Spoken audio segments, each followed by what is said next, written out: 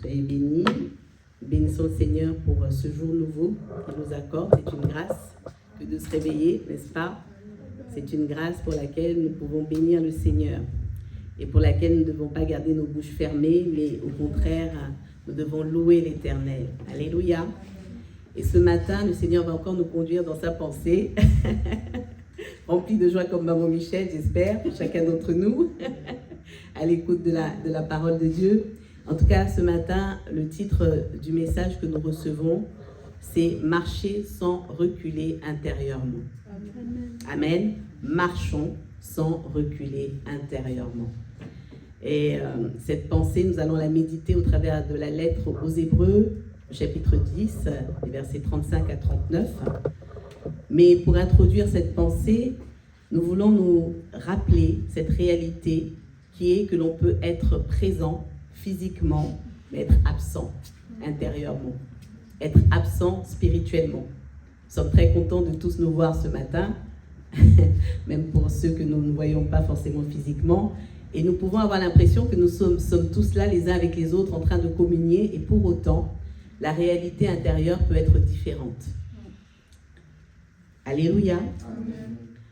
Donc, ce matin, je salue aussi nos bien-aimés qui nous regardent ou qui nous regarderont sur Facebook, puisque c'est en différé. Et je crois que ce matin, le Seigneur veut parler à chacun de nos cœurs. Ce sera au travers de ma bouche, mais je pense que dans nos méditations personnelles, par la suite, il va falloir que nous puissions réfléchir à nous recentrer véritablement sur Jésus-Christ. Amen. Sur celui qui est la fondation de toutes choses, sur celui qui est le roc. Amen. Parce que si nous ne bâtissons pas sur Jésus, nous allons bâtir sur le sable. Et on peut persévérer dans les habitudes religieuses, on peut persévérer de nombreuses années, mais pourtant avoir déjà démissionné dans son âme. Amen. Et le Seigneur nous appelle à ne pas démissionner. À ne pas démissionner. Combien même tu es là, je n'éteins pas le lumignon qui fume encore. Je veux t'embraser, nous dit le Seigneur ce matin. Alléluia. Alors, le texte d'Hébreux 10 que nous allons lire va nous placer face au miroir qui est la parole de Dieu pour que nous puissions prendre du recul ce matin. Et ne pas forcément penser que parce qu'on reste dans l'église, parce qu'on est présent tous les dimanches, parce qu'on est là à toutes les réunions, que ça veut dire qu'on est là. Amen. Amen. Et vraiment, le Seigneur, il regarde au cœur. Il sait exactement de quoi sont faits nos cœurs, de quoi ils sont remplis.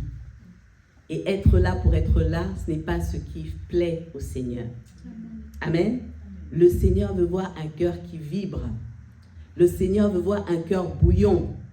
Amen. Un cœur bouillant pour lui, zélé, rempli de zèle pour sa parole. Amen. Rempli de crainte pour son nom. Rempli de ce désir de le glorifier. Et aujourd'hui, la tiédeur gagne l'Église.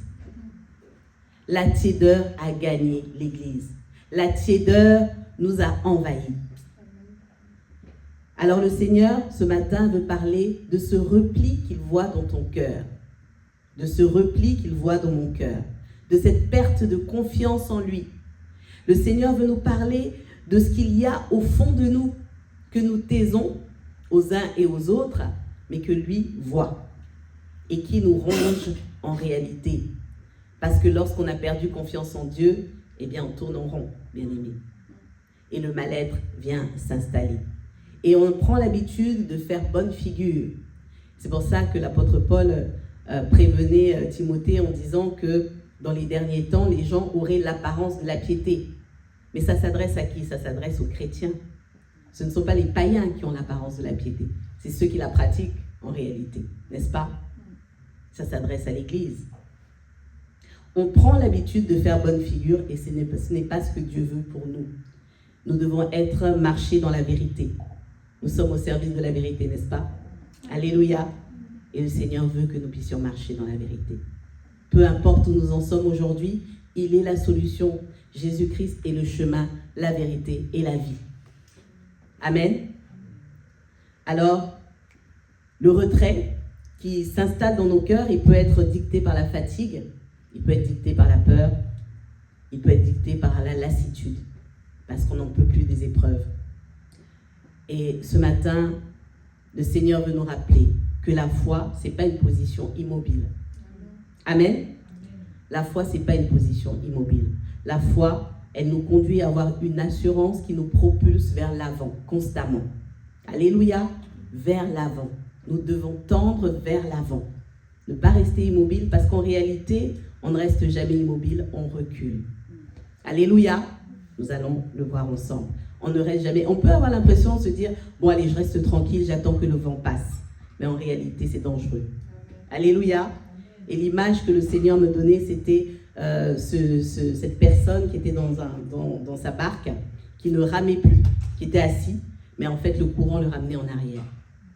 Amen. Il était fatigué, certes, il ne voulait plus ramer, mais le courant était en train de le ramener en arrière, parce qu'il avait abandonné.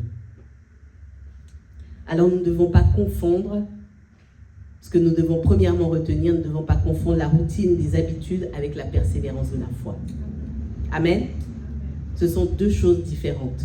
Se lever le matin à bout, il faut que j'aille à l'église ce matin, il faut que j'aille, allez, il faut que j'aille, c'est pas grave, il faut que j'y aille, parce que sinon ça ne va pas faire bien que je n'y sois pas. Ça, c'est pas la persévérance. Amen. Ce n'est pas de la persévérance. La persévérance, c'est être vrai devant Dieu et être capable de dire, Seigneur, ce matin, je suis très fatigué.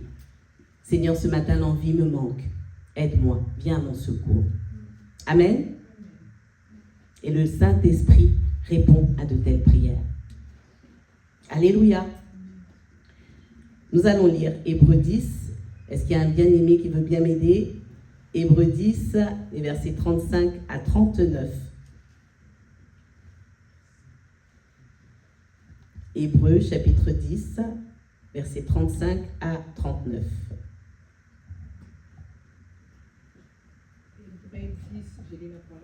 Amen. Est-ce qu'on peut lui donner un micro? Merci, maman Nelly. Hébreux 10, 35 à 39. N'abandonnez donc pas votre assurance qui comporte une grande récompense. Vous avez en effet besoin de persévérance pour qu'après avoir fait la volonté de Dieu, vous obteniez ce qui a été promis. Car encore un peu, bien peu, et celui qui doit venir viendra. Il ne tardera pas. Or, mon juste vivra en vertu de la foi. Mais s'il se retire, mon âme ne prend pas plaisir en lui. Quant à nous, nous ne sommes pas de ceux qui se retirent pour se perdre, mais de ceux qui ont la foi pour sauvegarder l'âme. Amen. Amen, amen, amen, amen, amen. Merci, maman Nelly. L'auteur de cette lettre commence là, donc, dans ce que nous avons lu, par une recommandation: n'abandonnez pas votre assurance. Et dans la Bible, on peut penser, lorsqu'on n'approfondit pas un peu ce que le Seigneur nous dit, on peut penser que lorsqu'on nous dit ça, ça veut dire qu'on nous parle de la confiance en soi. On nous parle de l'estime de soi, c'est très à la mode, il faut avoir de l'estime de soi, c'est bien, hein, très très bien. Mais ce n'est pas de ça dont il s'agit là, au travers de la parole de Dieu. Il s'agit de la liberté que nous avons de pouvoir nous approcher de Dieu aujourd'hui. Amen. Et c'est une liberté qui a été acquise par le prix du sang de l'agneau. Amen. Le prix du sang de Jésus. Ça a coûté au Seigneur que nous soyons libres aujourd'hui. Donc c'est une assurance par sa grâce que nous avons reçue et que nous sommes invités à ne pas perdre. Amen. Ne pas nous laisser emprisonner par les bulles de fatigue, par les bulles de découragement et notamment par la peur. C'est un peu comme faire la différence entre un invité et un enfant dans la maison. Amen. L'invité va rentrer, il va se restreindre. Il y a des choses qu'il ne va pas faire. Mais un enfant, il sait qu'il est chez lui. Alléluia. Il sera libre, n'est-ce pas? Eh bien, le Seigneur nous invite ce matin à nous comporter non pas comme des invités dans sa maison, mais comme des enfants, comme des fils et des filles de Dieu. Alléluia. Parce que abandonner cette assurance, c'est-à-dire la liberté de pouvoir aller devant le trône de la grâce, c'est forcément quitter quelque part la maison de Dieu. Amen. C'est quitter la maison de son Père et décider d'aller vivre par soi-même. C'est commencer à vivre une vie d'invité craintif, finalement, plutôt que de vivre une vie de fils et de fille du Seigneur. Alléluia. Alors, qui choisis-tu d'être ce matin? Est-ce que tu es enfant de Dieu, fils, fille du royaume, ou est-ce que tu es un simple invité dans la maison du Seigneur qui passe, qui pense qu'il n'a droit à rien ou à pas grand-chose ou peut-être un peu moins que les autres? Est-ce que tu sais que tu es enfant de Dieu et que Dieu est ton Père? Amen. Le Seigneur voudrait que nous puissions nous rappeler cela. Nous avons quand même, nous savons, au fur et à mesure des enseignements, nous avons compris que le Saint-Esprit est avec nous et qu'il vit même en nous. Alléluia. Et ce n'est pas un mérite, ça, bien-aimés. Le Seigneur veut nous rappeler que ce n'est pas un mérite, c'est un don. Alléluia. Autrement dit, c'est la grâce de Dieu pour chacun d'entre nous, peu importe notre origine, peu importe notre passé. Nous avons reçu ce don par la foi. Amen. Parce que Dieu nous aime. Non pas parce que nous avons mérité quelque chose. Donc, s'approcher de Dieu n'implique pas de mériter, d'être méritant. Amen. Même recouvert de péché, on peut s'approcher. Parce que Jésus est notre médiateur. Alléluia. Rappelons-nous que nous ne sommes pas des invités dans la maison de Dieu, nous sommes ses enfants. Amen. Ne nous laissons pas distraire par les choses de ce monde au point d'oublier cela. Au point d'oublier qu'il est présent. Au point d'oublier sa présence au profit des préoccupations, au profit des distractions, au profit des priorités terrestres qui prennent la place du Saint-Esprit. Que le Seigneur nous aide. Si nous sommes fatigués ce matin, n'ayons pas peur de nous approcher de Dieu. N'ayons pas peur de nous approcher de lui dans la prière. N'ayons pas peur de nous approcher de lui au travers de la communion comme celle que nous avons ce matin, par sa grâce. Mais faisons des gestes pratiques, posons des actes, soyons en mouvement. Alléluia. Soyons en mouvement. Parlons-lui honnêtement ce matin. Tu peux parler à ton Père. Tu peux lui dire, Seigneur, je suis fatigué. Tu peux lui dire, Seigneur, je ne comprends pas. Je ne sais plus dans quelle direction aller. Guide-moi, éclaire-moi. Tu peux parler à ton Père. Alléluia. Plutôt que de t'enfermer dans cette forteresse de raisonnement de la chair qui vont t'éloigner du Seigneur et éteindre ton cœur. Cette communication sincère avec ton Père va te permettre de rester attaché à lui. Amen. Mais ça, c'est pas le pasteur qui va te dicter ce que tu dois dire à Dieu. L'authenticité de ton cœur, c'est toi qui la connais. Alléluia. Parfois, on est plus vrai avec le pasteur qu'avec Dieu. On va plus s'exprimer avec Maman Carmel, Pasteur Guy, avec Maman Michel, Tata Euna, qu'avec Dieu lui-même. Celui qui connaît notre âme, qui a la notice de notre fonctionnement. Alléluia. Lui qui peut réinitialiser notre âme, qui peut venir au secours de nos émotions. Mais c'est à lui qu'il faut s'adresser en priorité. Alléluia. Ne le mettons pas de côté. Ne mettons pas de côté cette communication, cette relation, cette intimité que nous devons avoir avec le Seigneur. Dans ce que nous avons lu, du verset 36 au verset 37, on nous parle de persévérance. On nous dit que nous avons besoin d'avancer vers la promesse. Nous avons besoin de persévérance. Mais nous ne persévérons pas, le Seigneur insiste ce matin, nous ne persévérons pas pour mériter le ciel. Amen. Nous persévérons pour y entrer. Amen. Alléluia. Amen. Et c'est là que se pose le problème. Parce que dès qu'on commence à penser mériter quelque chose, la difficulté grandit. Amen. Amen. Dès que la notion de mérite s'installe quelque part, vous allez voir, les problèmes commencent. Merci Seigneur de nous rappeler ce matin que nous persévérons pour aller vers la promesse, pas pour la mériter. Alléluia. Parce que Jésus-Christ a tout accompli à la croix. Personne ne peut faire ce que lui a accompli. Alléluia. Et c'est pour ça que nous le louons. Tous les jours de notre vie, nous l'adorons parce qu'il a accompli le plus grand des miracles. Il nous a sauvés. Amen. Et c'est lui qui a pour nous des projets de paix et de bonheur. Il n'y a pas de choses à mériter. Il y a simplement à entrer dans la promesse. C'est comme quand on voyage, quand on Là, je sais que bientôt, certains vont penser aux vacances, aux grandes vacances. Lorsqu'on décide d'une destination, qu'on a pris son billet, on ne persévère pas, on ne marche pas, on ne se déplace pas pour mériter l'endroit où on va, n'est-ce pas? Amen. On est convaincu qu'on y va, on est convaincu qu'on l'a déjà. Alléluia. La destination nous est promise. Donc on marche pour y aller, tout simplement. Amen. C'est exactement la même chose que la vie chrétienne, que la marche chrétienne. Nous sommes en mouvement pour aller quelque part. C'est pour ça qu'on dit souvent que nous sommes pèlerins, n'est-ce pas? Alléluia.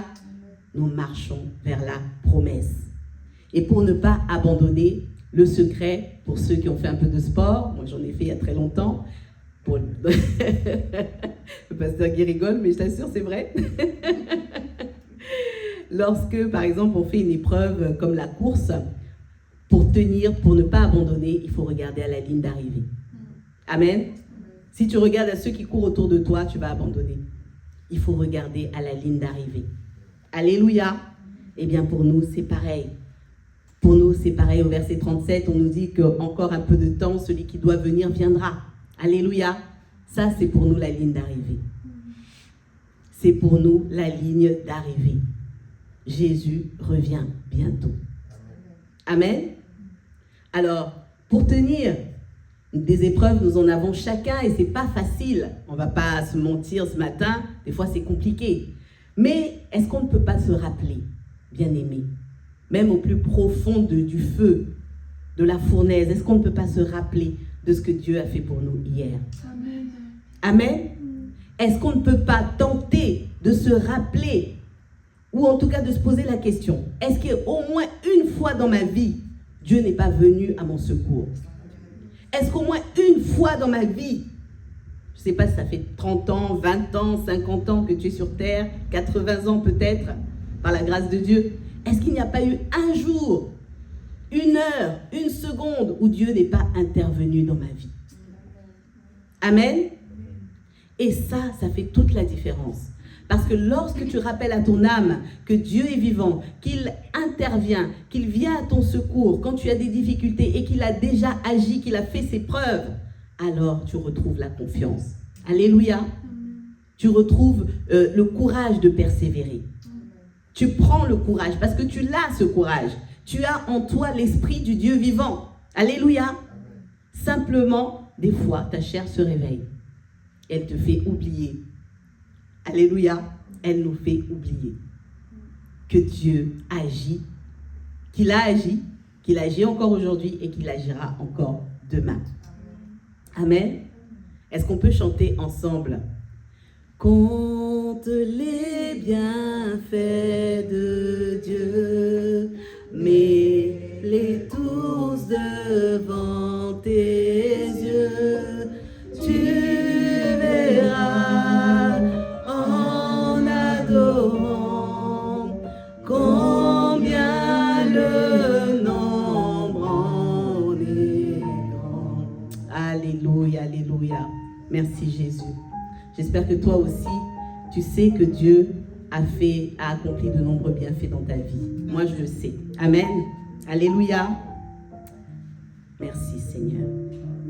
Merci Jésus. Nous sommes invités à vivre par la foi, bien-aimés. C'est important. C'est par la foi que nous marchons avec Jésus. C'est pas par la chair. Impossible de marcher avec Jésus par la chair. Peu importe ton âge, si tu peux le savoir aujourd'hui, très jeune, gloire à Dieu pour nos jeunes, alléluia, c'est par la foi, c'est pas parce qu'on est super génial. Et vous êtes super géniaux, hein? Gloire à Dieu. Mais c'est par la foi qu'on marche avec Jésus, n'est-ce pas Sunrise? Par la foi. Sinon on ne serait pas là. Chacun d'entre nous, on a tous des défis. Du plus petit au plus grand, même Anna. Amen. Qui est très préoccupé par son petit frère. On a tous des défis, mais le Seigneur est là, il nous soutient. Quel bon maître nous avons là, quel ami fidèle, alléluia. Donc, bien-aimé, la foi, ce n'est pas juste à manifester le jour de notre baptême, c'est notre respiration quotidienne. Et soit on avance par la foi, soit on recule de toute manière. Et chacun d'entre nous, nous pouvons le constater. Lorsque nous faiblissons, on a l'impression d'avoir perdu quelque chose. J'entends souvent ça. Ah, pourtant, avant, j'avais une communion avec Dieu, mais là, j'ai l'impression que j'ai perdu. On a cette sensation d'avoir perdu quelque chose chaque fois qu'on est séparé de Dieu. Alléluia, à cause d'une circonstance. C'est ce qu'ont vécu Adam et Ève au jardin d'Éden. La séparation d'avec Dieu. C'est ce que vit l'humanité qui vit sans Dieu. Alléluia. Voilà pourquoi, bien-aimés, si la foi n'est pas notre moteur, ce sera la peur ou autre chose. Amen.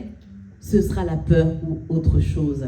Et pour nous encourager ce matin, ce que le Seigneur voudrait nous dire, c'est que imaginons une pièce où il fait noir, où il n'y a pas de lumière, pas de luminosité. Pour marcher, pour trouver son chemin, pour se diriger, qu'est-ce qu'on va faire? On ne va pas courir. Si on court dans le noir, c'est être insensé. On risque de se retrouver par terre, ça c'est sûr. Mais qu'est-ce qu'on va faire? On va tâtonner, on va placer un pas l'un devant l'autre. Alléluia. Voilà ce qu'on va faire. Et Dieu ne nous demande pas d'être des super-héros, mais ce matin, il nous dit de marcher avec lui, un pas après l'autre, chaque jour de notre vie. Alléluia. Chaque jour de notre vie, voilà ce que nous devons faire, bien-aimés, parce que autrement, nous ne pourrons pas avancer. Amen. Nous ne pourrons pas avancer si nous ne faisons pas un acte de foi, si nous ne posons pas des actes de foi chaque jour. Et l'acte de foi, c'est pas de faire quelque chose de complètement fou forcément, mais c'est d'avancer un pas l'un après l'autre, parfois. Amen. À certains, on leur demandera un Isaac, comme pour Abraham, mais à d'autres, le Seigneur nous dira parfois simplement, garde silence. Alléluia, garde silence. Et chaque jour avec Dieu, on peut avancer pas à pas, parce qu'on ne connaît pas tout, on ne sait pas tout. Alléluia. Pour discerner sa volonté, il faut avancer avec lui chaque jour, un pas l'un après l'autre.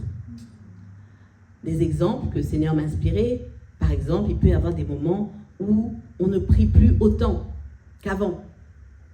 Tata Euna qui priait 5 heures, aujourd'hui avec les enfants. On ne va pas le dire. Voilà. Mais ce qu'il faut faire, bien-aimé, une exhortation, c'est pas se complaindre, se dire « Ah, ce que j'étais avant, ce que j'avais avant, j'ai perdu. » On ne perd rien en Jésus-Christ. Alléluia, on ne perd rien. On entre juste dans des saisons différentes. Et si on ressent un mal-être par rapport à cette relation qui nous est chère, moi aussi, hein, des fois ça me dérange quand je n'ai pas le temps de prier, d'envoyer le feu. Mais ce qu'on peut faire, c'est dire Seigneur, là je ne peux plus prier 5 heures. Seigneur, en ce moment, je ne peux plus prier 30 minutes, je ne peux prier que 5 minutes. Regarde ma vie, je suis tellement débordée. Seigneur, aide-moi. Amen. Aide-moi. 2 mots très simples à prononcer, mais qui touchent le cœur de Dieu. Alléluia. Plutôt que de chercher, parce que je sais qu'il y a des bien-aimés qui sont très très zélés, surtout quand on est très très spirituel, on se bat pour retrouver ce niveau de performance, hein? On se bat pour reprier les 5 heures, il faut absolument, parce que c'est ça le standard. C'est complètement faux. Amen. Et c'est destructeur. Il faut accepter la saison dans laquelle le Seigneur nous fait entrer et il faut lui demander, il faut le consulter pour savoir comment harmoniser cette saison avec notre relation. Amen. Amen. Que le Seigneur nous guide. C'est pareil pour la méditation de la parole de Dieu. Un chapitre peut nous paraître trop long alors qu'avant on engloutissait les chapitres de la Bible. Parce que nous sommes dans une autre saison. Alléluia. Eh bien, quand on ressent justement ce manque, on peut lire un verset et simplement dire Seigneur, regarde ce que j'ai pu aujourd'hui lire. Aide-moi à être rempli. Alléluia. Parce que le garant de notre remplissage, c'est le Saint-Esprit qui est en nous. Amen. Et ça nous garde connectés au Seigneur. Ça nous garde déculpabilisés. Parce qu'il y a beaucoup d'enfants de Dieu qui vivent avec une culpabilité pour les choses de Dieu alors que c'est incohérent. Amen. C'est incohérent. Alléluia. Dieu fait même pour nous des choses parfois que nous n'avons pas demandé. Il prend soin de nous, c'est un papa. Amen. Il ne fait pas de nous des quémandeurs permanents.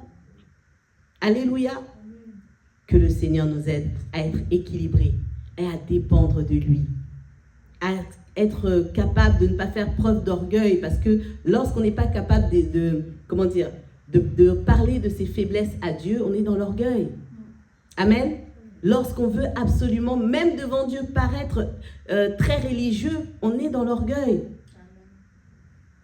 Alléluia. Et ce n'est pas à notre bénéfice, parce que les fruits ne seront pas au rendez-vous. Et au verset 38, on nous avertit sur ce retrait dont je parle depuis l'introduction. Et ça fait penser un peu à ce soldat, un soldat qui quitte son poste parce qu'il a peur, c'est terrible. Amen. Mais nous sommes des soldats en Christ. Amen. C'est nous qui allons au front. C'est nous qui sommes la lumière du monde. C'est nous qui sommes le sel de la terre. Et on ne peut pas déserter. Alléluia. Ça, c'est un déni de responsabilité. Un soldat qui va à la guerre et qui quitte son poste, c'est un déserteur, n'est-ce pas? Alléluia. Et c'est pareil pour nous. Et voilà pourquoi nous sommes appelés, exhortés ce matin, à ne pas nous replier intérieurement. À ne pas nous replier intérieurement.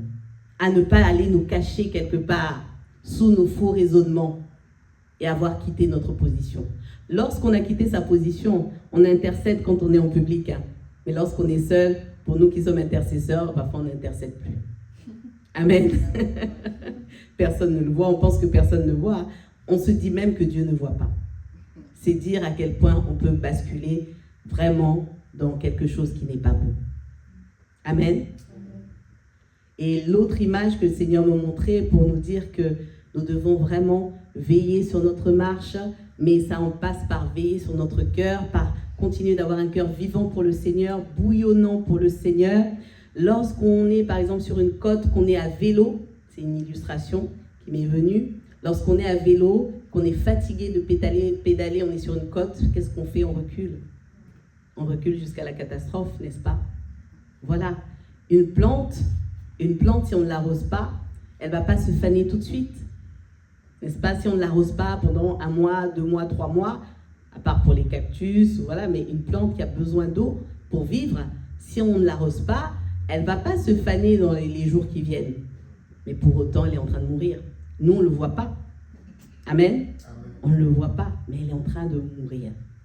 Et donc, le Seigneur nous exhorte à faire attention et à vraiment considérer qu'il est notre meilleur allié dans cette vie.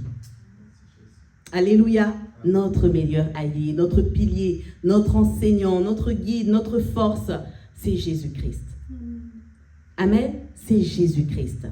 Il ne se contente pas de nous visiter de temps en temps, mais il demeure avec nous chaque jour et il désire marcher avec nous chaque jour. Peu importe ce qu'on vit, peu importe ce qu'on traverse, peu importe l'intensité de l'épreuve, parce que des fois on a l'impression qu'une épreuve est trop forte et donc ça, même pour le Seigneur, c'est trop fort. Oui, on a parfois ce ressenti, c'est par la chair et c'est pas une critique, parce que lorsque les vents sont très violents, c'est compliqué.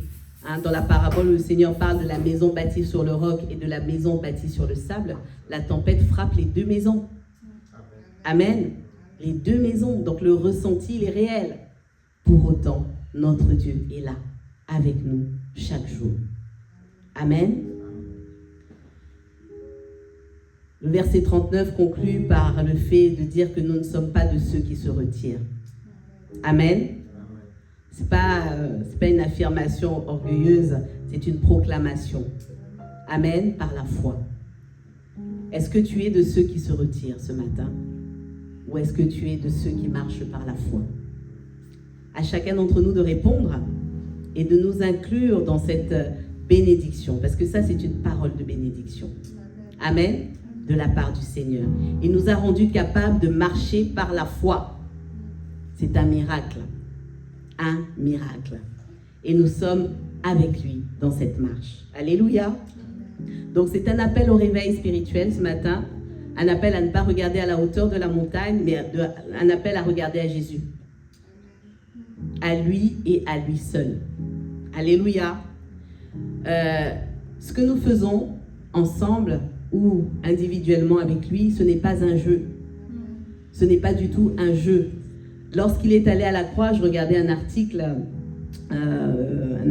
sur la couronne d'épines qui a été retrouvée. Une couronne d'épines qui a été retrouvée.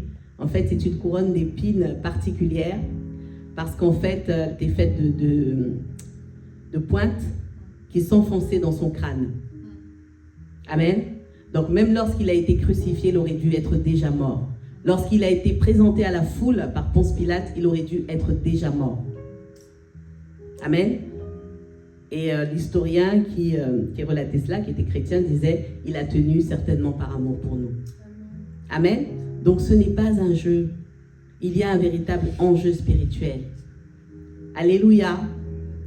Et la grâce de Dieu, c'est quelque chose d'extraordinaire, de merveilleux. Parce qu'elle nous met à l'abri de choses dont nous n'avons même pas conscience. Amen. De choses dont nous n'aurons même pas à imaginer. Parce que le Seigneur nous a enlevés du monde, nous a ôtés du monde, nous a mis à l'abri, sous son joug. Et l'autre chose aussi, pendant que je préparais cette pensée, bon, il y a des choses que je garde pour moi, bien sûr, qui me concernent, mais en étudiant un peu l'histoire, le contexte de la lettre aux Hébreux, je me suis rendu compte que c'était à une période, en fait, la lettre a été écrite à une période où il y avait de grandes persécutions. Aujourd'hui, nous sommes des chrétiens bénis, dans le sens où la vie est plutôt confortable. Hein. On est plutôt libre, physiquement parlant, mais il y avait de grandes persécutions. Hein, sous l'empereur Néron, pour ceux qui s'intéressent à l'histoire, les chrétiens étaient quand même jetés dans des arènes, donnés aux lions. Amen. Pendant que les gens applaudissaient. Donc, il y avait de réelles difficultés, de réelles raisons de craindre pour sa vie. Amen. De réelles raisons de craindre pour sa vie. Au point que, et c'est pour ça qu'elle s'appelle lettre aux Hébreux, ceux qui venaient du judaïsme voulaient repartir vers le judaïsme, voulaient abandonner la foi chrétienne. Et peut-être que nous allons revivre des temps pareil, j'espère pas, pas tout de suite, mais en tout cas, la persécution, elle est normale, parce que nous ne sommes pas de ce monde. Mais nos frères dans la foi ont vécu ce genre de choses. Alléluia. Mais ils ont persévéré. Amen. Et ils ont persévéré. Là où nous, parfois, nous pleurons parce que nous n'arrivons pas à régler nos factures, eh bien, croyez-moi, ceux qui étaient emmenés dans les arènes auraient préféré avoir nos problèmes à nous aujourd'hui. Amen. Que le Seigneur nous aide vraiment à marcher avec lui. Si tu ne peux pas courir, tiens-toi debout, tout simplement. Alléluia. Et prends la main de Jésus. Si tu ne peux pas parler, soupire après lui. Mais ne fais pas marche arrière. Ne fais pas marche arrière. Alléluia. Nous allons prier. Nous allons prier. Nous allons nous recommander au Seigneur. Je vais demander à notre sœur Michel de prier, de rendre grâce à Dieu, mais aussi de prier pour chacun d'entre nous, pour que vraiment nous puissions refuser à tout prix le recul de notre cœur. Dieu ne nous juge pas sur la vitesse de notre marche, mais il soutient le moindre de nos petits pas. Et ce matin, nous voulons vraiment choisir de ne pas rejeter notre assurance et de garder notre espérance. Amen.